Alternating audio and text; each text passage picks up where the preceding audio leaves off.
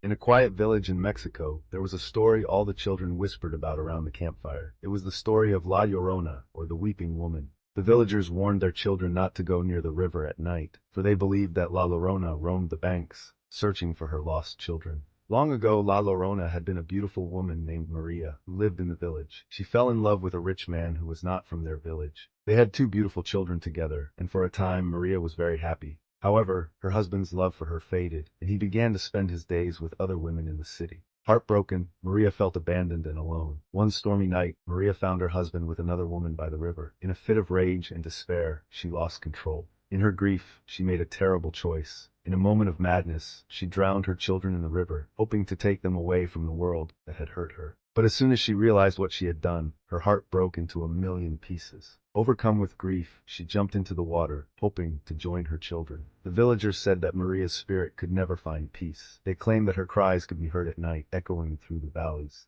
"Hey, Miss Hijos," she would scream, mourning the loss of her children. The villagers believed that if anyone heard her cries, it would be cursed. They would be doomed to suffer a fate similar to hers. Despite the warnings, a group of adventurous teenagers from the village decided to test the legend. They were Carlos, the brave leader, Sofia, the clever one, Alejandro, the skeptic, and Lucia, who loved ghost stories. One evening, they gathered by the riverbank, daring each other to spend the night in the forest nearby. "It's just a story," Alejandro said, rolling his eyes. "There's no such thing as ghosts." "But what if it's true?" Lucia replied, her voice trembling slightly. "What if we hear her cries?" "Then we'll laugh it off," Carlos said confidently. "Come on, are we afraid of a ghost story?" Reluctantly, the others agreed. They set up their camp with a small fire and settled down, telling stories and joking to mask their fear. As night fell, the forest became dark and eerie, the only sounds being the crackling of the fire and the rustling of leaves. Suddenly the air turned cold and the wind began to howl. Lucia felt a chill run down her spine. "Do you guys hear that?" she asked, looking around. "Hear what?" Carlos replied, dismissing her fears. Just then, a haunting wail pierced through the night, sending shivers down their spines.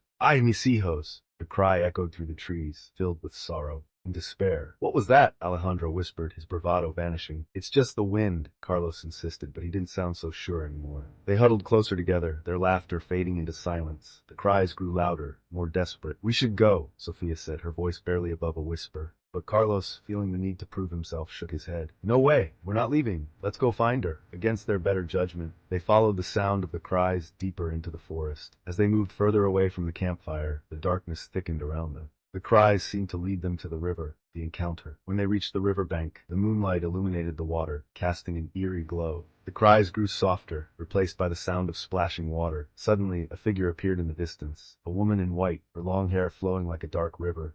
"Is that her?" Lucia gasped, fear gripping her heart. Carlos stepped forward, feeling both terrified and brave. "Hello, are you La Llorona?" he called out, his voice shaking. The woman turned slowly, revealing her face, which was streaked with tears. Her eyes were dark, full of sorrow. "Who dares disturb my mourning?" she whispered, her voice echoing like a distant bell. We heard you crying," Carlos stammered. "We just wanted to see if you needed help." A chilling silence enveloped them. The woman's expression shifted from sorrow to anger.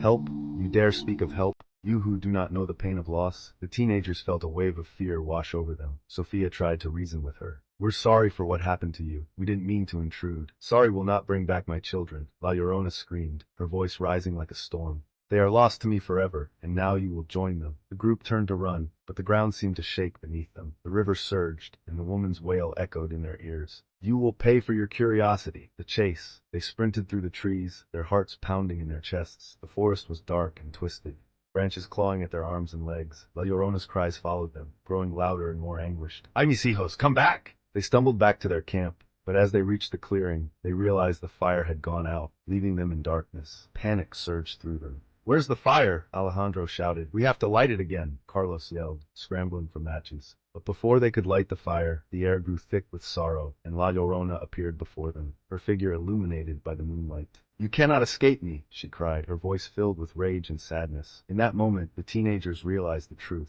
They had been disrespectful to the pain of a mother who had lost everything. Carlos took a step forward, his heart racing. "Please, we didn't mean to disturb you. We're sorry. You do not know what it means to lose a child," she screamed, her voice echoing through the trees. "You think this is a game?" Sofia stepped forward, tears in her eyes. "No, it's not a game. We understand you're in pain and we're sorry for that." La Llorona paused, her expression softening slightly. "You understand nothing, but we want to help," Lucia pleaded. We can honor your children. We can tell your story so others will remember them. The spirit seemed to waver, her anger giving way to sorrow. You would do this for me? For my lost children? Yes, Carlos said, feeling a surge of hope. We promise to tell everyone about you and your children. We will make sure they are remembered. La Llorona's expression changed, tears streaming down her face. Then you must help me find them. I cannot rest until they are at peace. The resolution. The teenagers nodded, feeling a sense of purpose. What do we need to do? Sophia asked, stepping closer. You must place flowers by the river at dawn, La Llorona instructed, her voice softening. And you must tell everyone in the village about the tragedy that befell my children. They must remember. The group agreed, their fear replaced with determination.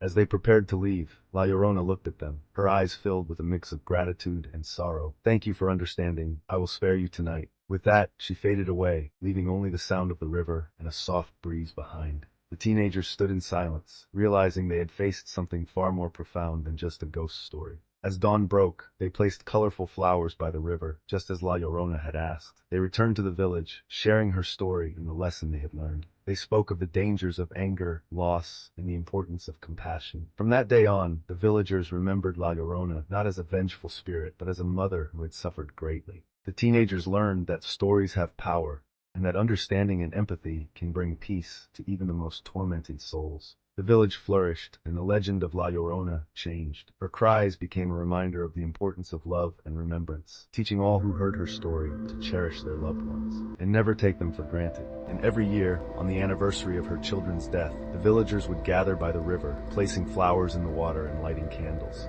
ensuring that La Llorona's story and her children would never be forgotten.